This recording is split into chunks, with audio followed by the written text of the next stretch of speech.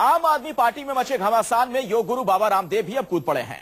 रामदेव ने केजरीवाल के खिलाफ मोर्चा खोलते हुए कई अहम सवाल खड़े किए। रामदेव ने केजरीवाल पर हमला बोलते हुए कहा कि उनका दिल साफ नहीं है, इसलिए उनकी पार्टी में घमासान मचा हुआ है। यह रिपोर्ट देखिए।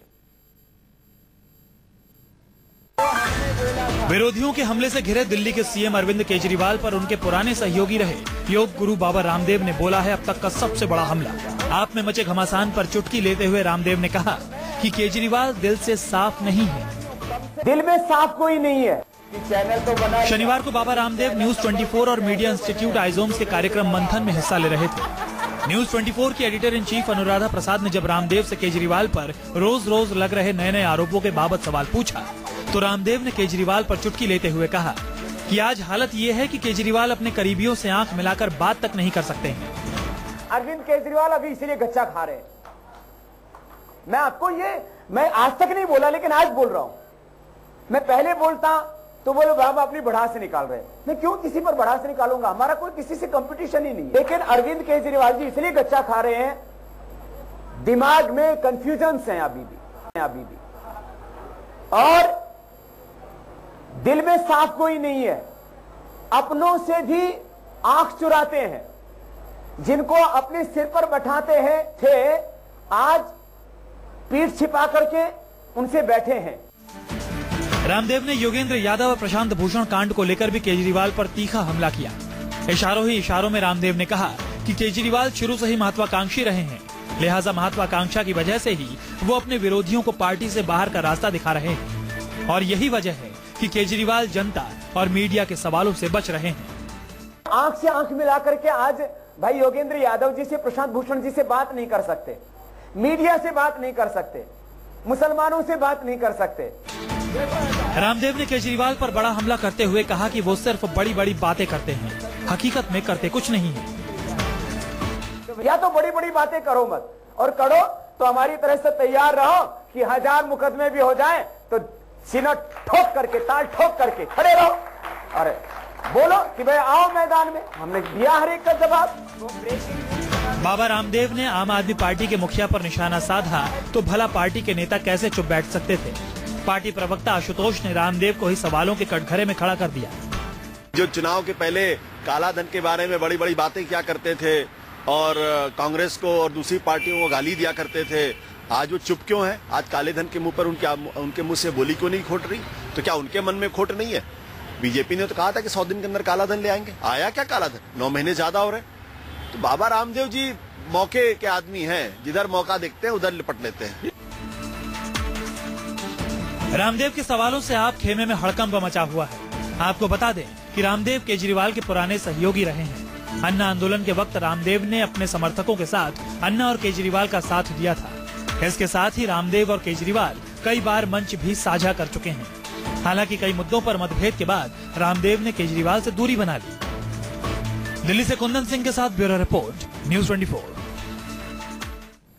केजरीवाल पर तल्ख हमला करते हुए बाबा रामदेव ने कहा कि केजरीवाल जो कहते हैं वो करते नहीं। लेकिन काला धन को लेकर प्रधानमंत्री नरेंद्र मोदी के वादों के बाबत जब उनसे सवाल पूछा गया तो रामदेव गोलमोल बातें करने लगे।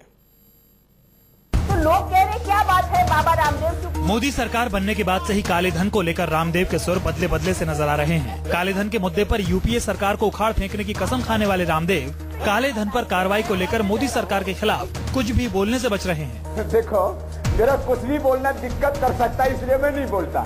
न्यूज 24 और मीडिया इंस्टीट्यूट आइजोम्स के मीडिया फेस्ट मंथन में जब रामदेव से मोदी सरकार के कामकाज को लेकर सवाल पूछे गए तो वो सीधे जवाब देने के बजाय गोलमोल बातें करते नजर आए।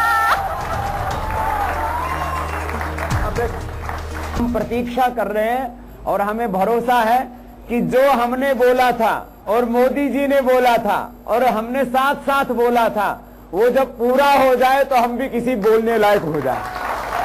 बाबा, 9 महीने में आपके पास बोलने के लिए कुछ नहीं रहा।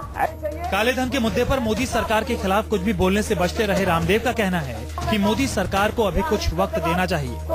आज ने मोदी जी ने भारतीय राष्ट्रीय राजनीति को समझा है, परखा है। अभी तो नरेंद्र मोदी जी सोनिया गांधी जी के नौकर चाकरों से काम ले रहे हैं, तो मोदी जी ने ताना बाना तो बोल लिया है, उसमें कुछ परिणाम भी आए हैं। हम ये आशा करते हैं कि 1 साल पूरा होते होते कुछ न कुछ बड़े परिणाम जरूर आने चाहिए, जिससे कि लोगों में निराशा ना हो। भूमि अधिग्रहण कानून को लेकर घिरी मोदी सरकार पर भी रामदेव के सुर ढीले ही हैं। हालांकि रामदेव का कहना है कि उपजाऊ जमीन का अधिग्रहण नहीं होना चाहिए। किसानों के जीवन में खुशहाली नहीं आनी चाहिए?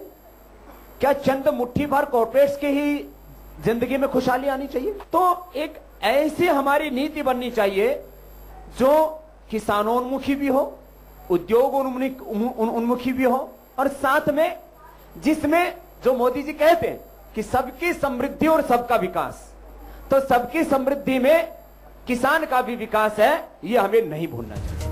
Z+ सुरक्षा से लेकर खादी शोध का काम पतंजलि को मिलने की खबर के बीच हरियाणा के ब्रांड एम्बेसडर बनाए जाने से गदगद बाबा रामदेव काले धन और भूमि अधिग्रहण के मुद्दे पर मोदी को राहत देते नजर आए, और इसके चलते वो विरोधियों के निशाने पर आ गए। देखिए, मैंने कोई ऐसा साधु सन्यासी, क्रांतिकारी, राष्ट्रभक्त ऐसा नहीं देखा जैसे जिनका आपने उल्लेख किया है कि तो जिन्होंने पीछे अपने वो शहीद भगत सिंह, चंद्रशेखर आजाद, महात्मा गांधी और सब ये तस्वीरें लगाई और तो गठबंधन का हिस्सा हैं, ये सब इकट्ठे थे। काले धन के बारे में प्रधानमंत्री जी ने आपके खाते में 15 लाख रुपए देने थे, इनको भी बड़ी सुरक्षा दी है, बड़ा इनको सम्मान दिया गया है इस व्यक्ति को। इसलिए सरकार से आप प्रश्न जरूर करें। हमें याद है रामदेव बाबा ने क्या कहा था चुनाव से पहले, और देश ने भी सुना था उनको, और उन्होंने कहा था कि अगर मौका मिलेगा, अगर भारतीय जनता पार्टी की सरकार आएगी तो 100 दिनों में काले धन वापिस आएंगे। आज उनकी भाषा बदल गई है, तो ठीक है, क्योंकि वो भारतीय जनता पार्टी के हमदर्द हैं, उनके सहयोगी हैं, इसलिए उनको बचाने की तो वो कोशिश करेंगे, इससे कोई इनकार नहीं कर सकता।